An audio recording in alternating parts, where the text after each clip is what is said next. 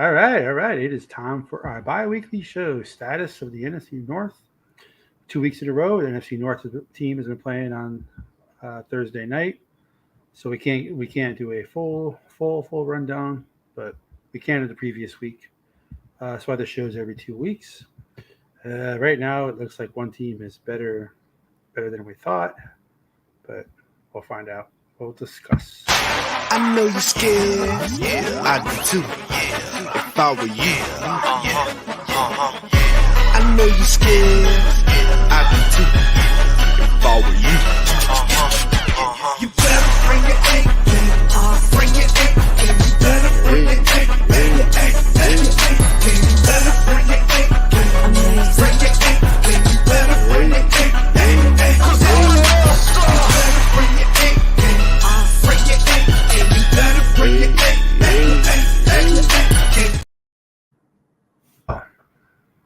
It looks like the Washington team commanders, whatever their name is, they can't stop the run tonight. No, they can't. They can't exactly stop DJ Moore either. He's looking like he's on a pace to be all pro.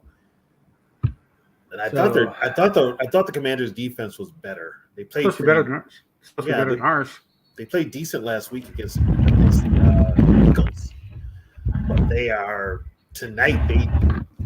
They look average at best. Well, maybe that's because they were playing the Eagles. Maybe it's because this is a Thursday night game. Right. It's hard to say. But, yeah, it is. It's a 14-point lead though for the Bears. Because we were actually going to start the show off with the worst team in the division, and even if they do win tonight, I still believe that it is going. That it is the. I still believe that the worst team in the division is the Bears. Yeah, I can agree with that. Even this game, if they win it tonight, nothing really shows me that they're going to be that good of a team. I mean, Justin Fields is still the wild card. Put it that way. He's got to prove he can play quarterback. Yeah, coming into this game, their point differential. I mean, it's the Bears 75 to 137. So I guess you can make it, 80. So 85, right? So 92 to 140. It's still bad. They really, of course, then again last week they were up by this score last week, and now they're up again this week. But I know the Washington football team is a different team than the team they played last week. But yeah. Hey, T-Bass, yes, rest in peace to Dick Butkus. We lost another great NFL legend today. We lost Dick Butkus, age of 80. I'm surprised he was only 80. Yeah. I thought he was older than that. Yeah, he one of my all-time favorite non-Viking players, one of my all-time favorite football players, period. He played in an era where football was real.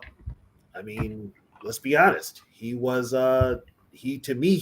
defensive football back in the day. So we lost another warrior today. Do you have a story? I do actually. I went to a Vikings autograph session years ago. This was in the 90s, and it was former running backs Dave Brown and the late Bill Brown, or Dave Osborne and the late Bill Brown.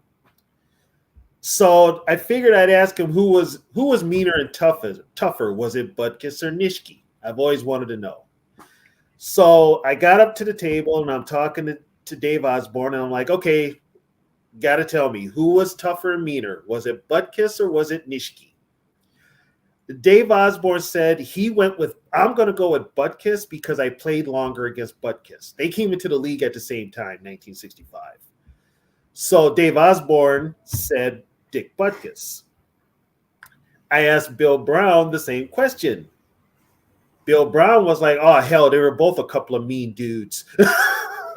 Yeah. So, but yeah, if you talk to anybody, like Butkus was that He put fear in you. He did. Mick Tinkeloff said it years ago that Dick Butkus, he was amazed by playing against Butkus, the words that would come out of his mouth. Fran Tarkington he had nothing but praise for Butkus.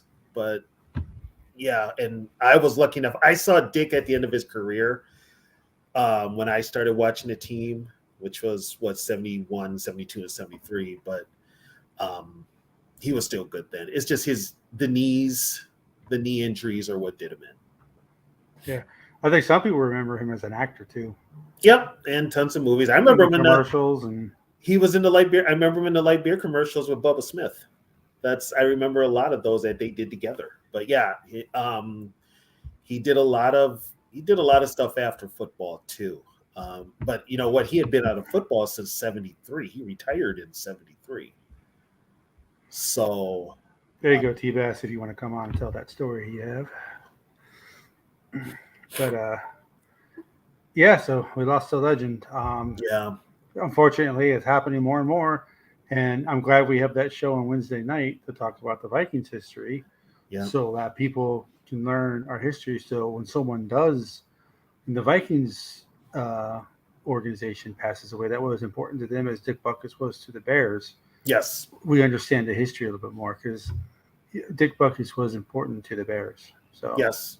Well, Dick Butkus was in that lineage of great middle linebackers for the Bears. You had Bulldog Turner, then you had Bill George, then you had Dick Butkus, then you had Mike Singletary, then you had Brian Urlacher. You know, there was Lance Briggs. Lance Briggs. You had that lineage. So, it's and he's football immortality, as a certain person would say on another station that I won't give him props to, but so let's bring this handsome SOB in. Hey guys. Hey, what's up? I know this is a Viking channel, but I just love talking football. And we're talking about the NFC North today, so it's a little bit different. Yeah, we lost the icon. I mean, I was lucky enough to grow up back in Bears country. That's where I was raised in Illinois, a small town. And like you, I remember him at the end of his career when I was a little kid. And I remember, like my dad, his knee's shot. He's nothing anymore. But the good story, I used to love, when I was old enough to start going in bars and talking football with older people and stuff, And a lot of, for all he did in the NFL, they say when he was in college, he was just unbelievable. And the story was, one of my friends' dad was telling me, I think it was Buck's junior year or senior year, one of the two. They played Ohio State. Woody Hayes ran the ball away from Buck every play. End of the game, the game was, pretty much not in doubt and stuff. There was like 2 plays left. He ran a play to Buckus' side. Buckus hit the guy fumbled. He picked it up and ran in for a touchdown. And after the game, Hayes said, and that's why you run the opposite field. He said he's just phenomenal. You don't get a college award without. No, you don't. Just the stories I grew up hearing about, just how tough. He was a Chicago legend. He grew up in Chicago, went to the University of Illinois, drafted by the Bears. Here's an interesting fact. Did you know he never played a game at Soldier Field? Yes, he did. He moved there in '71. I thought they said tonight he never played a game at Soldier Field. It was all matter of fact, when I saw the Vikings, my first Monday night game that I remember years ago, I watched the Vikings play the Bears in '72. Butkus was on the field. And in '73. And in '73, because I believe Butkus picked off Tarkington in that game in 73. Because they played at Wrigley before Soldier Field, right? Yeah, they were at Wrigley. Yeah, and they moved to Soldier Field in the early 70s. Yeah, they moved there. They moved there in Yeah. 71. 71? Yeah. Okay, yeah, Buckus was still there. He was but he was good. And Bill Brown's from my area, Mendota. He played in the same conference as my high school. So Okay. he had a big following around my area. My dad, he passed away this year, but we used to watch a lot of games as a kid. I remember, he used to, Bill Brown, he was a tough son of a bitch, that guy. Yeah, because your dad was a Bears fan, right? Yeah, my dad was a Bear fan. Yeah, so it was fun watching games with him. I mean, it was, Yeah. he was a Bear fan, but he really liked some of the he really liked Bud Grant. Well, because Bud Grant could be considered a Bear with the way he was. Yeah. With the George Halas mentality and all that type of stuff. Yeah. Yeah, I bet you think Buckus would have thrived with Bud Grant as a coach? Oh God, could you imagine Butkus as a middle linebacker with the Purple People Eaters? Yeah, I mean Buckus was no one would run on us. They just nobody would run. They would throw on us. And they wouldn't throw. They just wouldn't play offense. They just say to hell with it. Just put the defense on the field. He was just a no nonsense guy. I love that quote. He had, some people were born to be doctors. Some were born to be lawyers. I was born to be a football player. Well, that was also that era of football where the players took pride in the fact that they were professional football players. They didn't have all this outside stuff and all this negativity. They were football players. That was their job, and they were proud of it. Nowadays, nowadays it's how can I get mine? Nowadays it's okay. This just gets me enough money on my rookie contract to go start a recording studio or go start a business or to do other things. Be an ambassador to whatever. They could care. It's a skill they have to play the game. They don't necessarily love the game. That's what one of my older in life. You watch the game with my dad. It didn't matter what game. If somebody was doing a real big excessive dances in the end zone or something, my dad would fumble it. They wouldn't do that during Buckus days. I tell everybody now, you got a kid that will intercept the ball. He'll run 2 yards and kneel down, but he'll do an 80-yard sprint to the opposite end zone so he can do a dance and pose for the camera. But I used to laugh when my dad would be fumbling. They wouldn't do that when Buckus was playing. And he was right. They wouldn't, because Buckus would have took exception to that. And I seen a bunch of ex-players, they say Buckus was the best football player that ever played. He just dominated the game that way. Yeah. Former Viking Ed White he went on his Facebook page and made a comment about playing against Butkus. He said he was one of the greatest.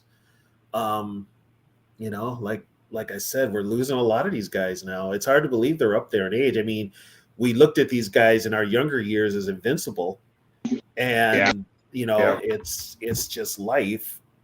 You're 57 also, right? Yes. Yeah, me too. Yeah, and so growing up, you're a young punk. Yeah, I mean, these guys were young. These guys were bigger than, larger than life. Compared to you two old farts, yeah. I was born in the 70s, so Oh goodness, Curtis, wasn't it? So you were a Viking fan that grew up out of Market. Yes. You remember those days? I mean, it was so. As best I can, because keep in mind, I was in Dolphin territory, and the Dolphins were good back then. Well, I was in Bears territory, so but what I try to tell people, and they can't comprehend, it was fantastic in those days because I only got to see the Vikings maybe guaranteed 2 times a year. Yep. Both time they played the Bears, they would be on TV in my area. Probably a Monday night game, and then the playoffs. And the playoffs was such a big deal back then. Yeah. You got to watch your team. Mhm. And it was probably different for you growing up in Minnesota to where you got to see them every week.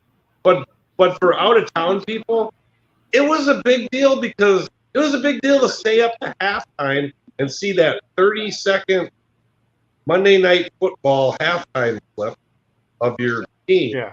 Yeah. It was 30 seconds. And that was a big deal. Just a huge deal because you got to see them.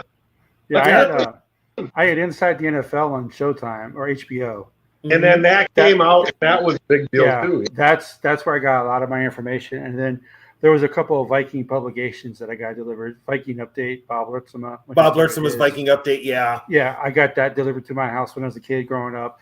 And there was a couple other older Viking ones that I got delivered. My mom actually got the this was like early. I'm surprised they did it, but it was a week late. But my mom ordered the Star Tribune for me to get delivered down to Florida. Now keep in mind it was the paper week. It was the paper before that. Yeah. You know, but I used to get that as a kid. So So even though I remember away, going fishing up in Minnesota in the summer, and like the number one thing on my list was I made my mom and dad like stop at some like sporting goods store so I could look at Viking stuff. That was a big deal for me, you know. I mean, going to Minnesota, I get to look at Viking shirts and jackets. But that was huge. Yeah, that was it's put it this way, the generation now will never know the struggle of keeping track of your famous team back or your favorite team back in the day. If you didn't get like there used to be a Pro Football Weekly. Yep. But as highlights went, you didn't have highlights. You had Howard Cosell, and that was in the 70s.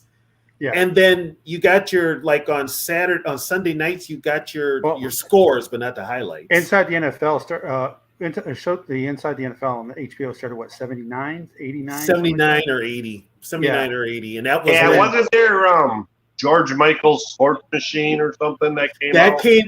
I was too young to watch that because that came late, but this is one that was out a long time ago, and it was always on late at night or in the Saturday afternoons.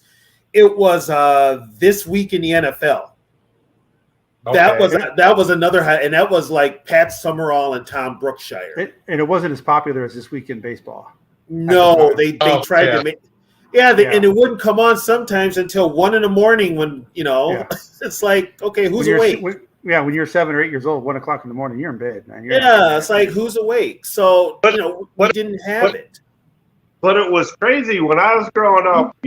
Like we talked before, the NFC North just stunk. The Bears were bad, Packers were bad, Detroit was bad. I was surprised there wasn't more kids around me that were Viking fans. There was me and another one.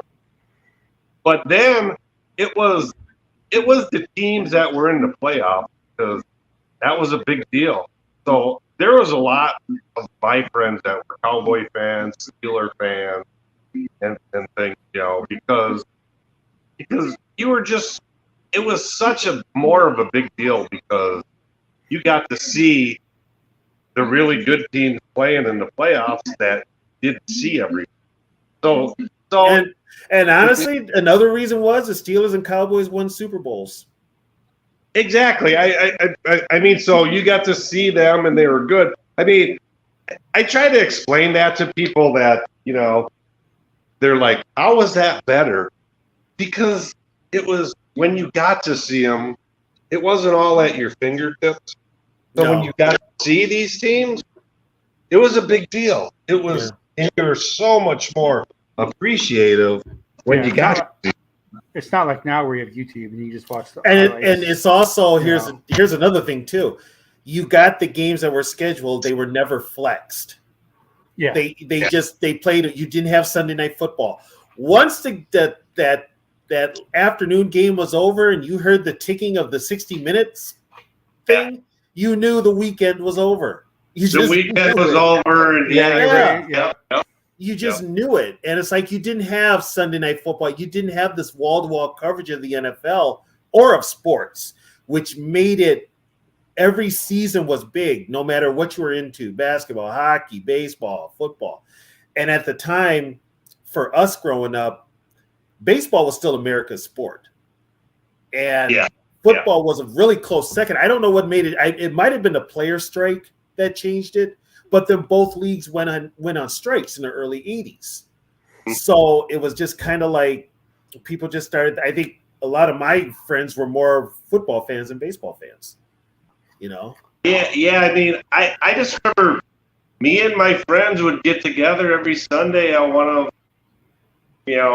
their houses and eating popcorn, drinking soda, and watching the football games in their basement, And one of my fondest memories, you probably got to see the whole game, but I'll never forget, being in my friend's basement and when the NFL Today would flash in and show scores, and they showed, the Kramer to Ahmad Rashad catch that got him into playoffs.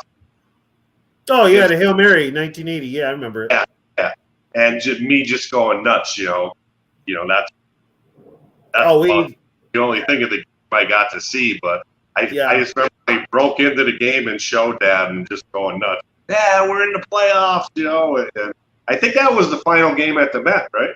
Nope, we had one more game at the Met. The final game at the Met was against Kansas City in 81. Okay. And that was lackluster at best. Oh my God, the Bears are winning 27-3. Yeah, they scored. They're looking good. They looked good last week in the first half as well. Yeah, they looked good in the last week too. Yeah, but they're doing this against a pretty decent defense. Yeah, this defense right now, I thought the Commanders' defense was a lot better than they were. At least they played like it last well week. Against the Eagles. I mean, then you're wondering how well they. I mean, the way the Bears are looking like this next week doesn't look like a gimme game. That's for sure. I didn't consider next week a gimme game anyway. Stranger things have happened at Soldier Field for the Vikings. So I can't look at any Viking game as a gimme game, especially with KOC as a head coach. I just can't. Here's a good Viking Bear game story.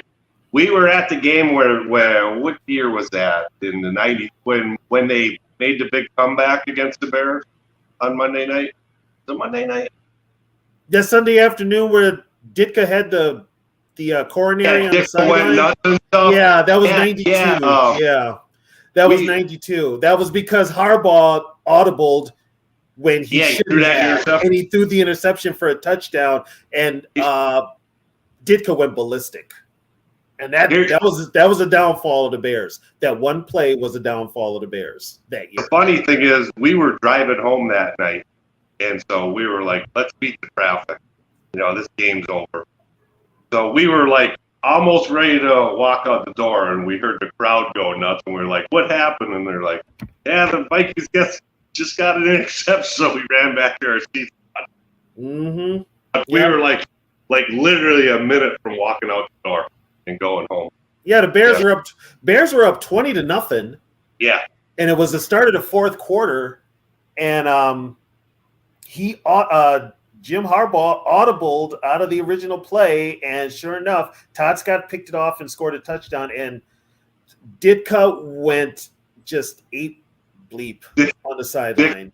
Ditka hated playing at the Metrodome. Oh, he hated that.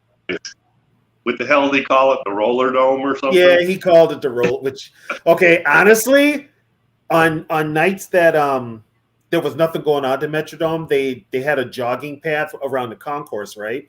It was a jogging path, but you could also rollerblade in there too. So he wasn't kidding. You could actually rollerblade in there during non-event days. So yeah, but it's halftime.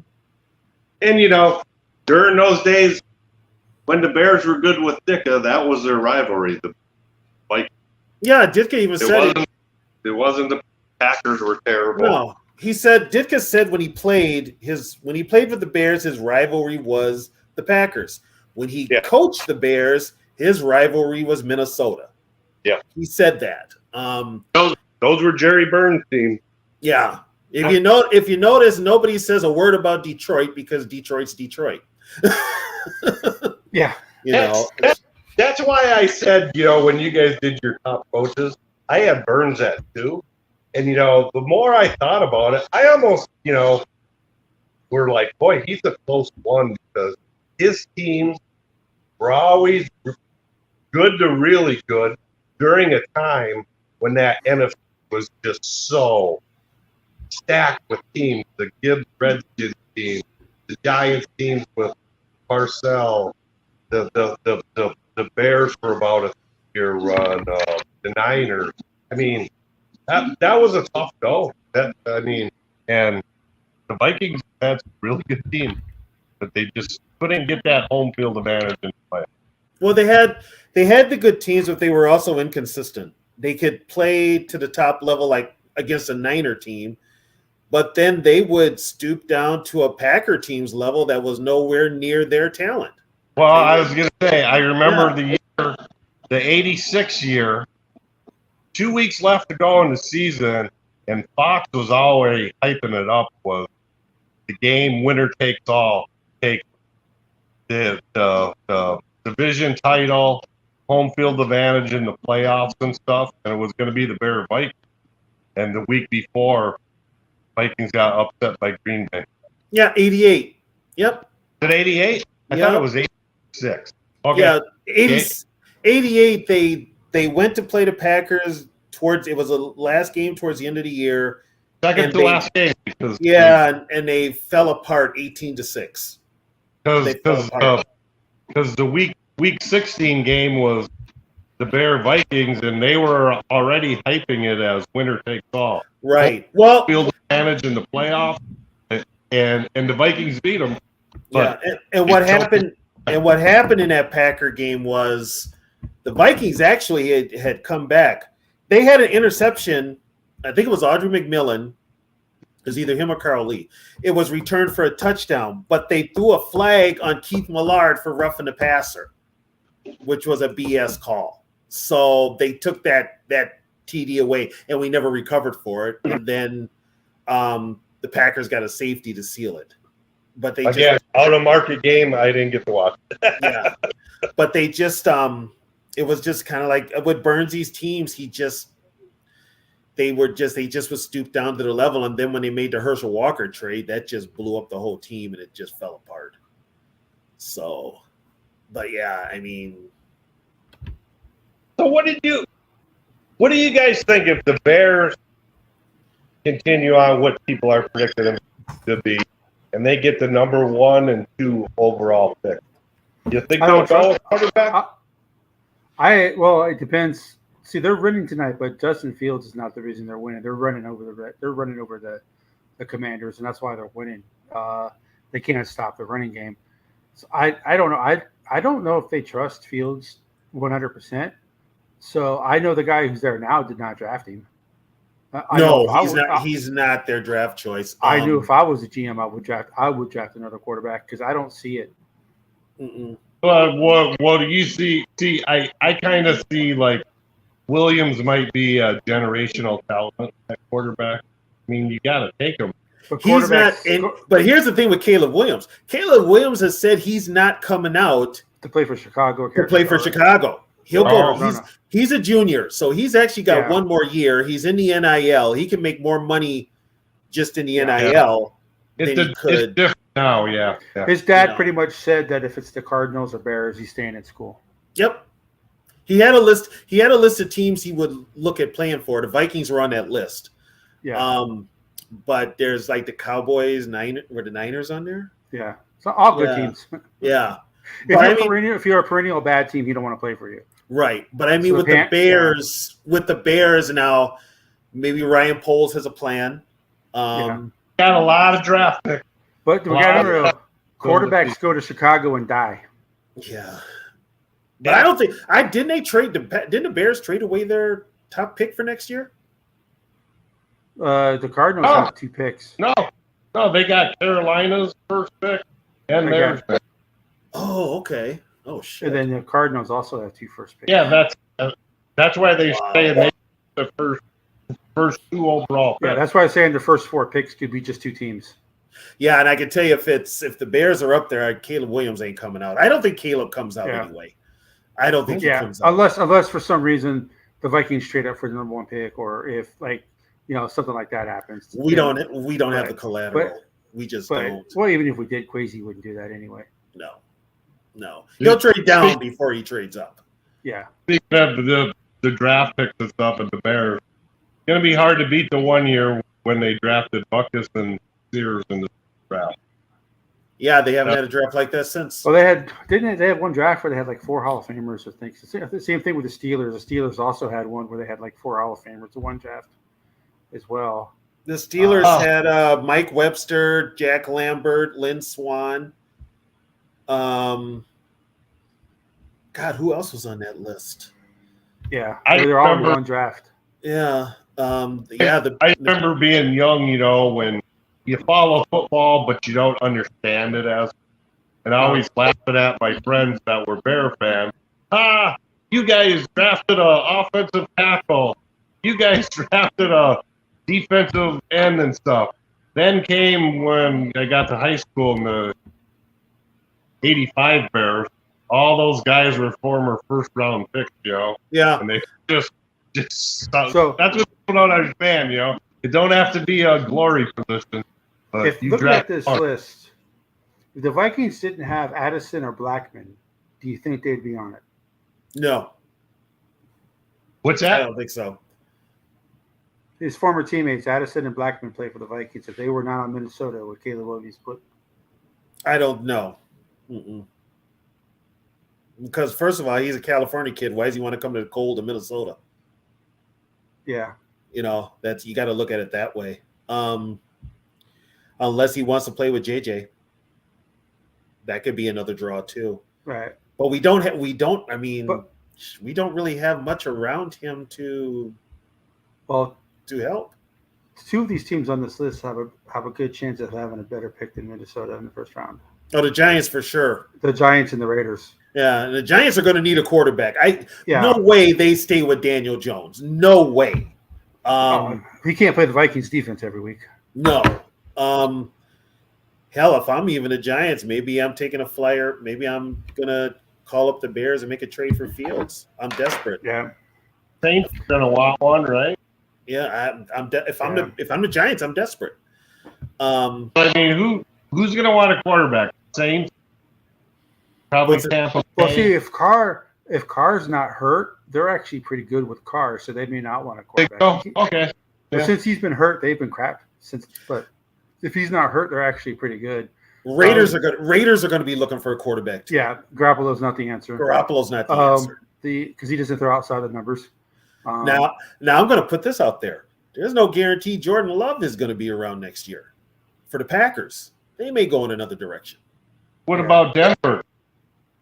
They're going to be looking for another quarterback. They're going to be looking for a quarterback. Yeah, they're going to be looking for a quarterback too. He can only go. But Russell Wilson is done. But Sean Payton, his type of quarterback is more of the Drake May type than the Caleb Williams type. Because Drake May is more of a Drew Brees, stand in the pocket, survey the field. Caleb runs a little bit more than Drake May does, but I'm kind of old school. I'm not real big on these running quarterbacks, but I'm waiting for a slew of injuries. Well, Bunch of guys go out and then go back to the pocket.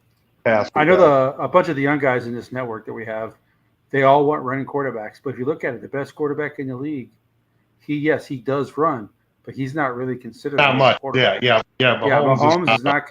He's not a mobile quarterback. I think what they need to do is you just need your quarterback to be mobile enough to get away from a rush. Which Kirk Cousins is. He just doesn't do it. but Kirk is also brain dead when he gets in the pocket. I know. He's just brain dead. He's got the ability to. He just doesn't do it. He can't sense a rush. He can't. Yeah.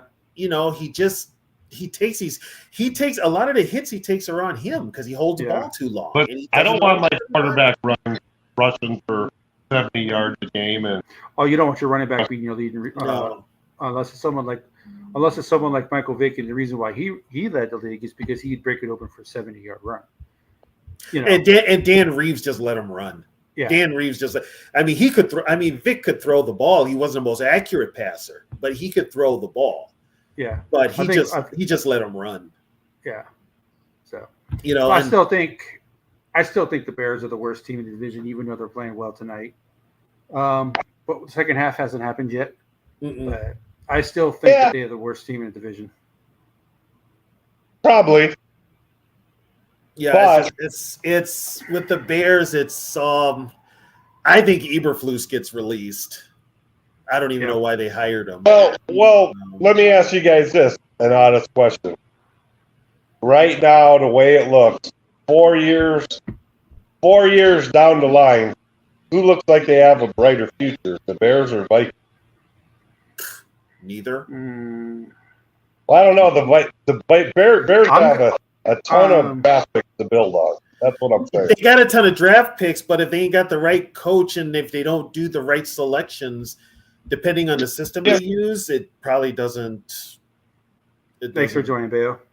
Thanks for joining, Bale. It doesn't work. It's with Minnesota. With the Vikings organization, I have no idea what direction they're going in. Well, that's what I mean. Do you think so? It's kind of neat to compare because they're kind of both at the same time hired a new GM at the same time and a new coach. So, what do you think kind of job that Poles has done so far? Because I think Poles turned down the Vikings because he wanted the Bears out. Well, he was here for the Viking Yeah. job, but he wanted to blow up the Viking team and get rid of Kirk Cousins. So he got the Bears gig and they let him do what he wanted. But Right. Yeah, and it looks like he's blowing up the team. But so far, though, his draft picks haven't really been that great. nobody's, you know what? And it's weird that you say that, Curtis, because not only have the Bears draft choice not turned out, Right. the Vikings draft choices haven't turned out. Right. Exactly. Yeah. It's kind of interesting because it's a parallel there. And here's the thing: Ryan Poles is a football guy. He comes from Kansas City. He was kind of like right under the GM, I believe. And with Kwesi for the Vikings, he's an analytics guy. He's a numbers guy, which is why they brought in the dude from Indianapolis, Grigson or whatever. I thought for sure the Bears would take the kid from Georgia on the defensive line, but then he got bad. Oh, you mean Carter? Yeah. They should have. They didn't, and and the Bears need help on defense also. It's the obvious choice should have been that. I wish the Vikings had taken him. I would have moved up to take a Jalen Carter, knowing that I needed what I needed on defense. I would have made some moves to get up there and get me a defensive lineman. But this is what I mean. You've got a coach pounding on the table for a wide receiver. This isn't fantasy football. Okay? You need help in the trenches. You need drastic help in the trenches, and you did nothing to upgrade them. Matter of fact, you got worse. So, they've let the Vikings have let the offensive lines and defensive lines go to hell. With Poles, he's blowing it up, and he's going to start over, and whatever happens, happens. If it works with Fields, he'll keep him. If it doesn't, I don't know if it will. Just for the fact that Fields went to Ohio State. I'm sorry. When's the last Ohio State quarterback to make it in the NFL? Last thing on the Bears before we move on to the puke and pea color team.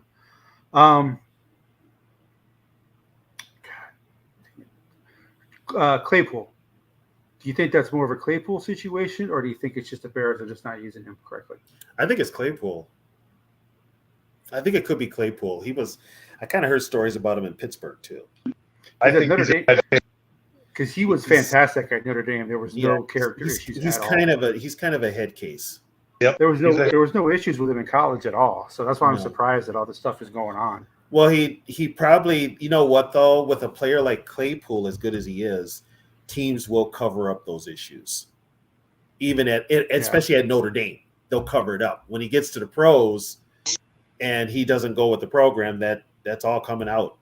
Yeah. It's all coming out. And his work ethic, I guess, isn't the best either. He wants to find fault with others except himself, it sounds like. It's everybody else's problem. Not a guy you want on your team.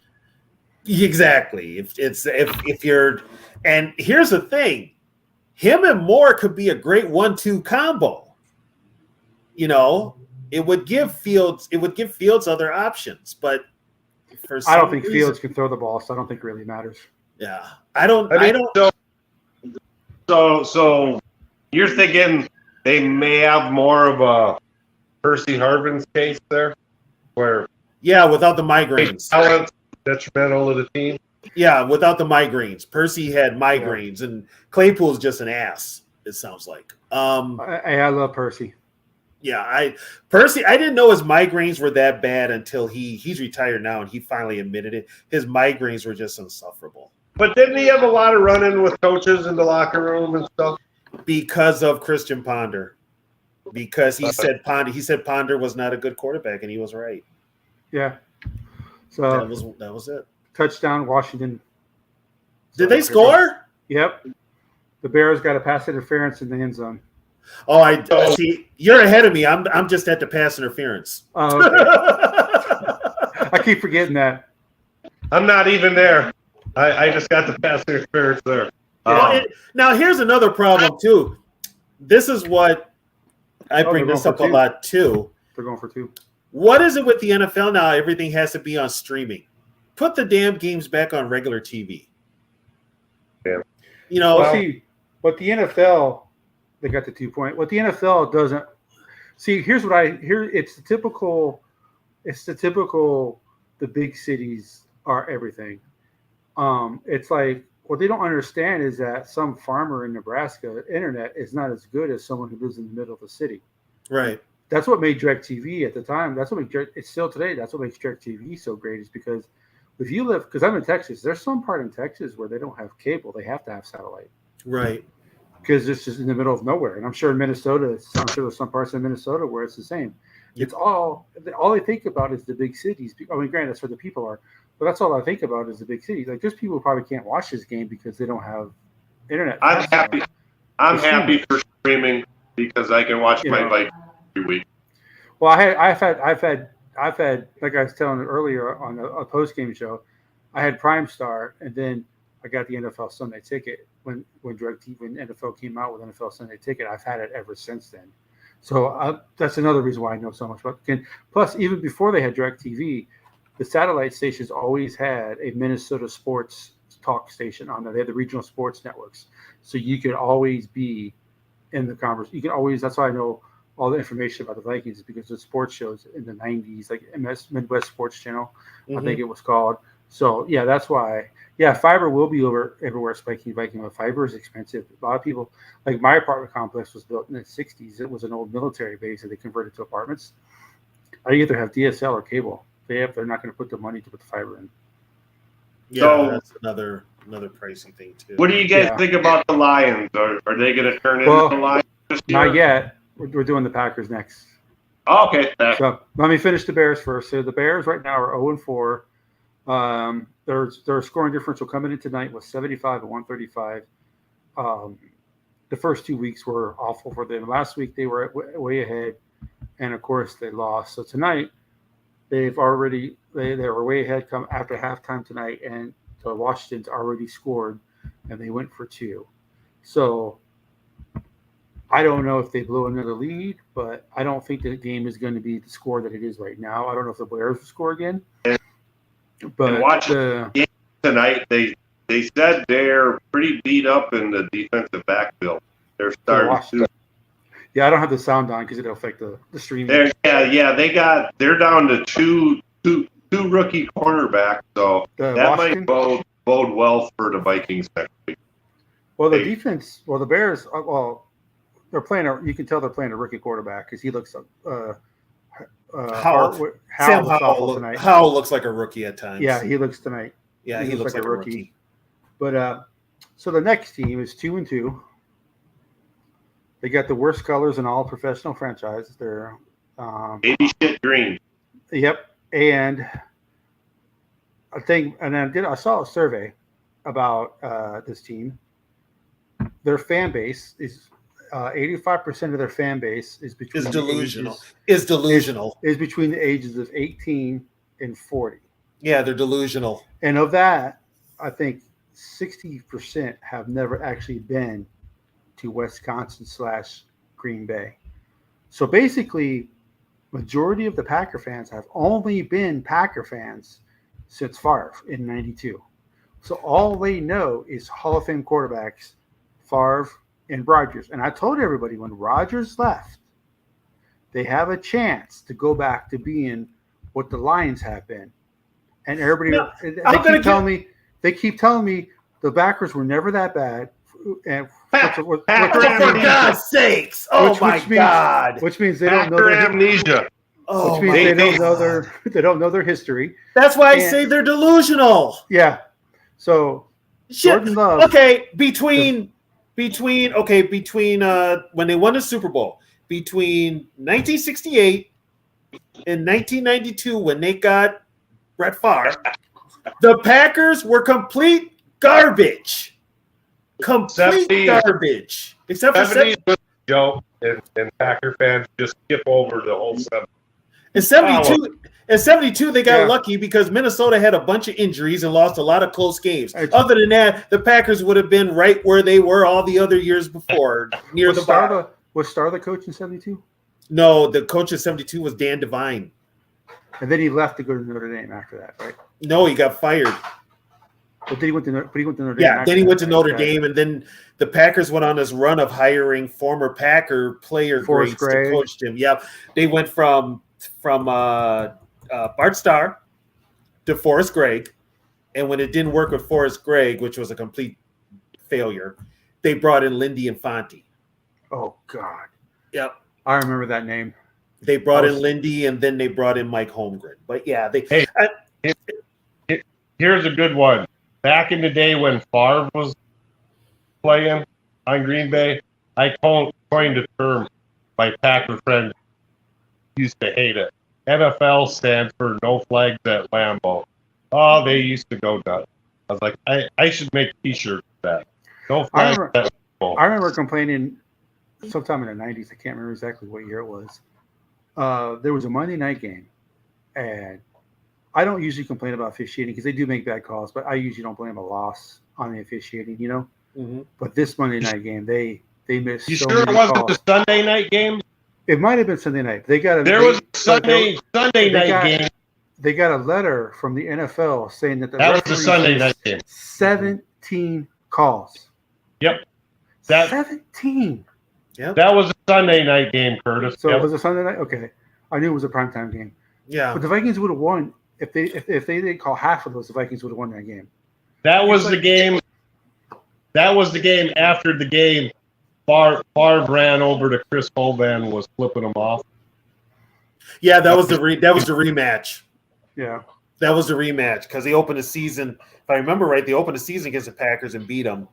Vikings were like 6-0, and then they faced the Packers, and then all of a sudden, the Vikings couldn't get a call. You're right. That if that game wasn't fixed, that just insulted your intelligence. I mean, it was terrible. The pass interference calls and stuff. It was brutal. It was just a totally fixed game. I guess, and I found this. Well, I'm not going to say any NFL game is fixed. Referees do make a mistake. You know what, Curtis? Let me say it. I'll say it. Yeah, they are fixed. I'll say it in a heartbeat because they are. You can tell. You can, especially now that the NFL's in bed with gambling. Oh, hell yeah. Well, I had about 30 years ago an old guy who was a big time gambler and bet on the spread. He was actually a bookie. That injury looked like it might have hurt him. Who got hurt? Yeah. 24 for the Bears. I don't know his number. I don't know. Oh, Herbert, the running back. Oh, so Khalil Herbert. But yeah, so Jordan Love looked pretty good his first game. Then they were getting destroyed by the Saints, and then Carr got hurt for the Saints, and then the Saints just lost all of their momentum. And of course, Love was coming back, and Love's the greatest thing ever, and he stunk the next 2 games. Yeah, his offensive line's garbage. So do they stick with Love, or do you think they move on and pick somebody else? They'll stick with Love this year, but I bet you anything they're gonna with as deep a draft as a quarterback is next year in this draft for quarterback position, as deep as it is, I bet they draft a quarterback. I bet they do. Yeah, LaFleur. I don't like LaFleur anyway. I think he's a little weasel, but Who was it? Who is it? I think it's Vikings for the win. He calls him a 12-year-old boy. he looks like he looks like he just hit puberty, for God's sakes. It's like, but Love unfortunately never got to play because he was behind Rodgers. So he's got the chance to play now, but guess what? Christian Watson's getting hurt. Adams is getting hurt. Bakhtiari's hurt. Bakhtiari's done. I think Bakhtiari should just retire. He should just retire. He no longer gets the non-holding calls that he always got against Everson Griffin. Everson Griffin ate him up every time, but they would never call holding. They never call holding. Well, Ever. Okay. So I'll tell a little secret here. I played semi-pro ball and I coached semi-pro. They went by NFL rules. In that little box area of the line is called the box.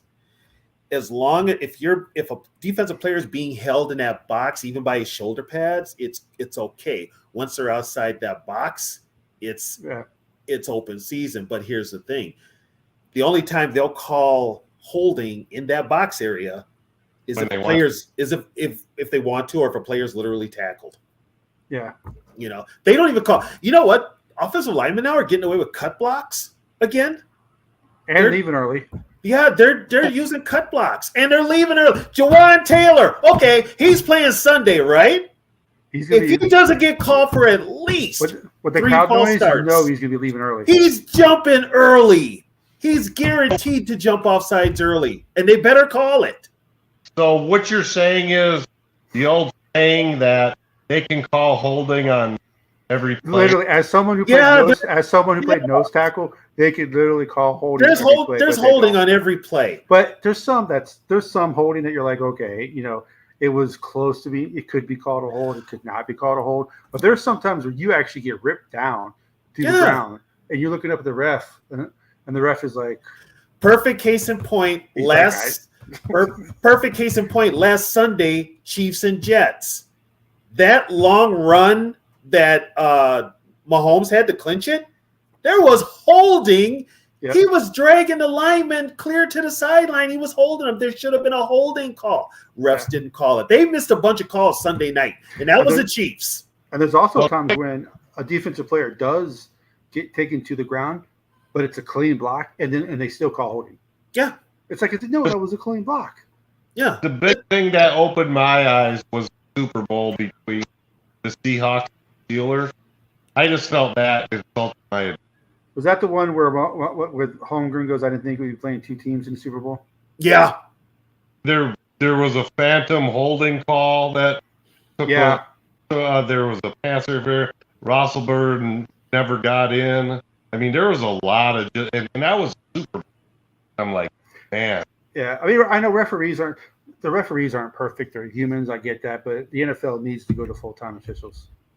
They have some, but most of them aren't. And they need to get younger. Yeah. There's still guys our age or older that are still referees. I'm like, yeah, you're in better shape than me, but my God, I probably got better eyesight than you. Is that today? What happened to forward momentum? I guess they don't call that no more. They don't call it. Herbert got up and walked off the field. Yeah, I just seen that. He walked to the tent. That's good. Yeah, but I was gonna call them the Redskins. I got the ball back. I got 8:44 left. How did you get hurt at the Metrodome? I tore my Achilles. Playing out there? Yeah, it was a semi-pro game, and they used to rent out the field. Well, what happened was I came off the line, my body went, but my foot stayed, and I felt it when it tore. I'm just like, fuck! I knew what was up. You gotta keep in mind they're pretty much playing on a slab of concrete with like a piece with a little like a foam like carpet. That thick, and then outdoor carpet. Yeah, and it was the old school turf. That's where turf toe came from, because they didn't have that injury before the artificial turf. I remember that one Philadelphia game when that Bears receiver, Wendell Davis, at Philadelphia, broke both his legs down. Broke both of his legs. So, Both. They said that turf at Philadelphia. That turf in Philadelphia was terrible. That was so, bad. so the Packers defense, they quote unquote have the talent to be good every year. Is it coaching? Is it just the players not performing? They're undisciplined. That's what it is. It's they come up. I mean, they'll play great the whole game, and then all of a sudden, they'll make a bonehead play. It's just bonehead. Like last Thursday, what was it? Did Quay Walker? You can't. That dude. You cannot jump over. You can if you can jump over the pile on a field goal. Clearly, you're okay. He Right. boosted himself up over a player. You can't do that. That's illegal now. So, they just get penalties in inopportune times. They're good. I hope he plays his whole career with the Packers because he's dumb. Yeah, I'm and not saying he's a dumb person, but he makes dumb mistakes on the field. Well, the Vikings. I guess the Vikings had talked to the Packers about maybe possibly trading for Rashawn Gary, the linebacker. Yeah. And I'm like, no, stop trading in the division. What is it with Kwesi? He's trading it. Nobody trades. You don't trade in your division. There's 28 other teams to trade with. Yeah, you don't trade in your division. I don't get it with him. It's just, Hey guys, I'm gonna get going and let you guys get along with your show. I've been on here a long time. All right, man. all right, T-Bass. Later, Good to T-Bass. see you. Yeah. Good to see you. All right. So going back to the Packers, their defense, you're saying they're just undisciplined. Yeah. Is that coaching? Is that just the players you're drafting? It could be a little bit of both. They're a good defense. They're young, but yeah, they're just not disciplined. So, which you could get away with when you had Rodgers as your quarterback, and because he was going to get you points. Yeah, those points aren't guaranteed now with Jordan Love. So they're going to have to play a little more disciplined football. And LaFleur's got to say something. I mean, LaFleur just kind of lets them do what they want. Well, I think the fact that the team doesn't have a quote unquote an owner also is detriment to the team. They've been lucky. Let's face it, folks. The Packers have been lucky with the two quarterbacks they have had the last 30 years. There's no other team in NFL franchise in NFL history who's had two quarterbacks. Maybe the 49ers, but it wasn't for that long of a time. But other than maybe Montana the Young, there has been no other franchise in NFL history that has had the transition from Favre to Rodgers that the Packers have. Yeah, and people to think that it's just going to continue. No, with Love. You're delusional and crazy. It's just not going to happen. You're going to get to the point with Green Bay where they're going to have a hard time getting free agents. We've talked about this off air. Yeah. We all know why Green Bay doesn't get free agents. Right, and you're going to have There's two reasons. The first reason is there ain't nothing to do in Green Bay. Oh God, no. And the second reason is the city of Green Bay, pretty much 99.9% of the city of Green Bay looks like me, not you. Right. It's very small.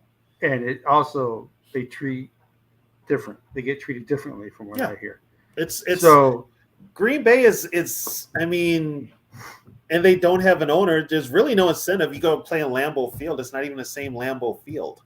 Yeah. It's just kind of like, okay, yeah, Lombardi was there ages ago, Brett Favre and all the other guys, but it's not even the same. It's just it's especially now. It's I don't know how to convince Reggie White to go there. Reggie got to church. So he got to church. Oh. Yeah, he got to. I think they built him. He built a church there, something like that. I don't know, but I don't know why he had because he could have went anywhere. Yeah, and he chose the Packers, but yeah, I mean, it's like I wouldn't go to Green Bay. I mean, for crying out loud, the players have to stay in Appleton and still got to take a bus ride over to Green Bay because they have no hotels. Yeah. And the only restaurant they really have in Green Bay is Brett Favre's restaurant. Yeah. Besides Applebee's and all that type of stuff. Only 5-star restaurant they got at Olive Garden. So yeah. You know, and what are you going to do on your day off? Hang out at friggin' Walmart, please. Yeah. You know, I don't even think they have a Super Target. no, they got a Walmart though. Yeah. They have a Walmart, but yeah, it's their days of being that dominant team are done. You're probably now going to see, and like you said, they got a GM, but even that, I mean, he really doesn't have the power that. Well, what's his name? Mark Murphy. Murphy is the CEO, and I think Gutekunst is the GM. Yeah, Murphy kind of has like the final say on the business decisions. Right. He's a CEO. Right. But there's nobody above him.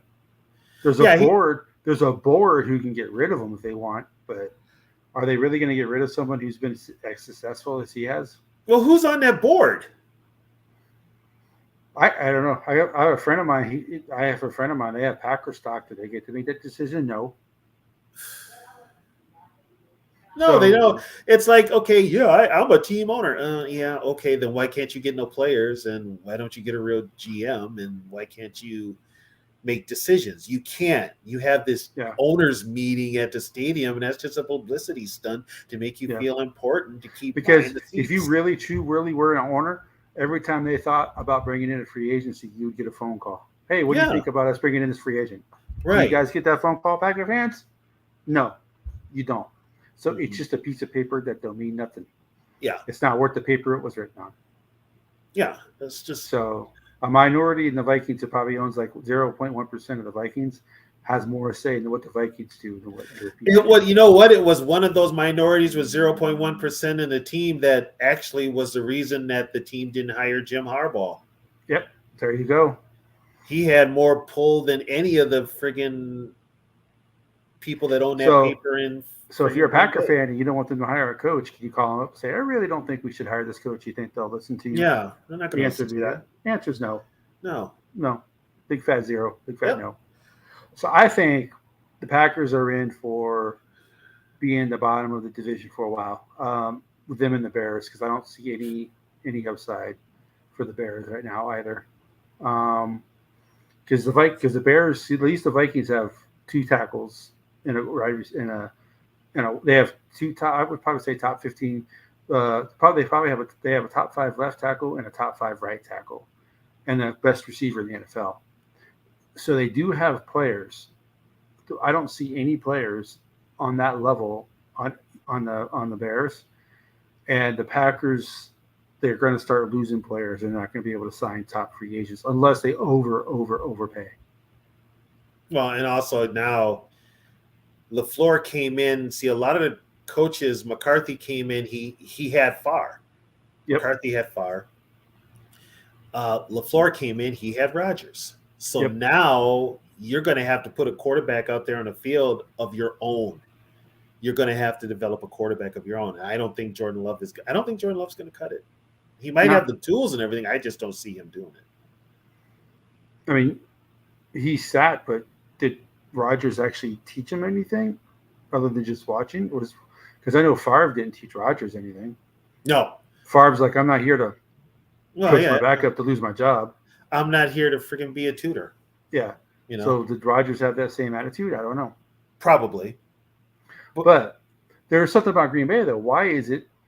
What I don't understand is if the Vikings had a quarterback on the level of Favre or the level of Rodgers, would we treat them the way that both those quarterbacks were treated towards the end of their career? Favre, I kind of get a little bit because he was, I'm retiring, I'm not retiring.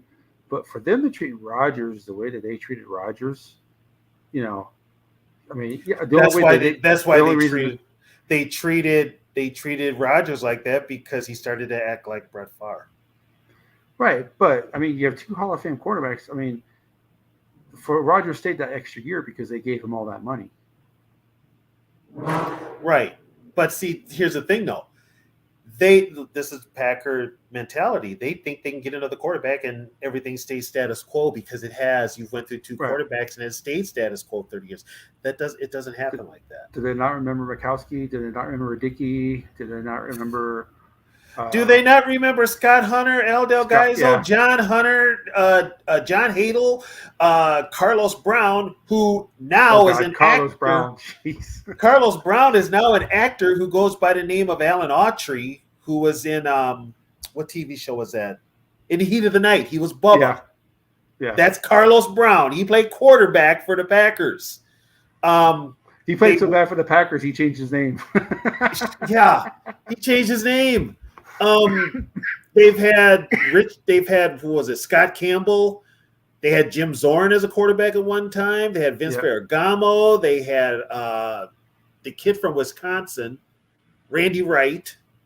I mean, they've had Anthony Delwig. I mean, even Tom Zach was a quarterback for him. So come on. You got lucky. And the only reason you got lucky was because the Falcons were stupid. And the Packers, you can't give the Packers credit in hiring Ron Wolf. If they did not hire Ron Wolf, they would have never gotten Favre. True.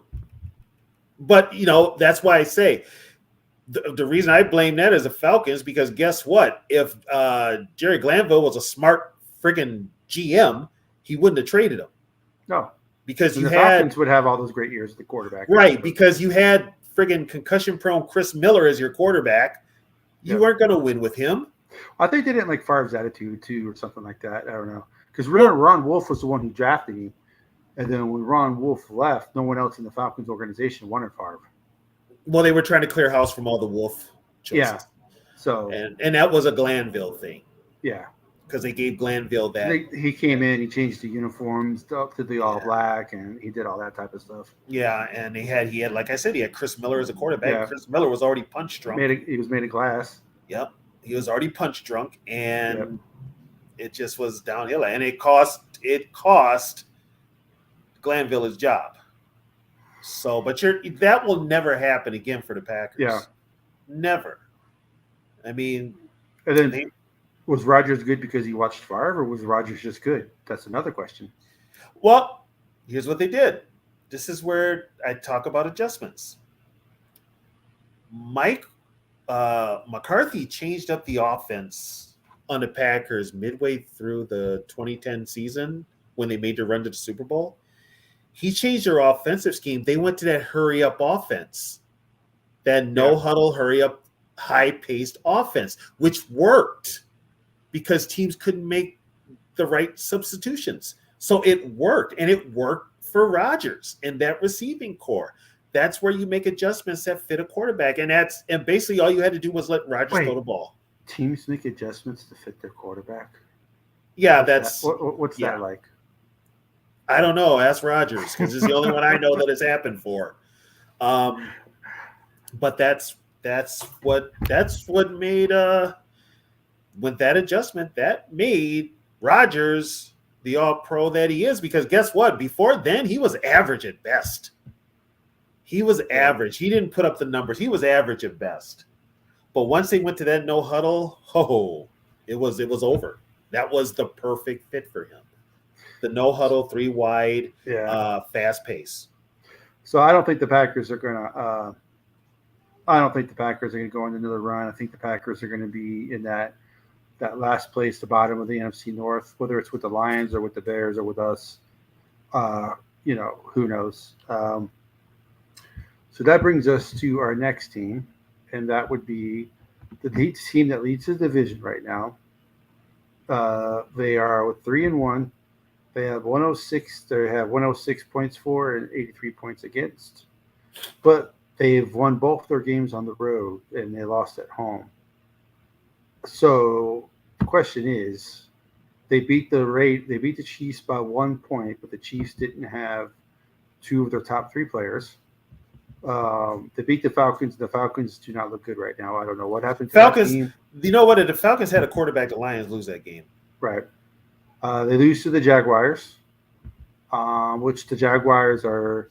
They're a heckle and jive team, high team. You never know what you're going to get, but if you get the good Jacksonville, you're in for a fight, and that's what the Lions got.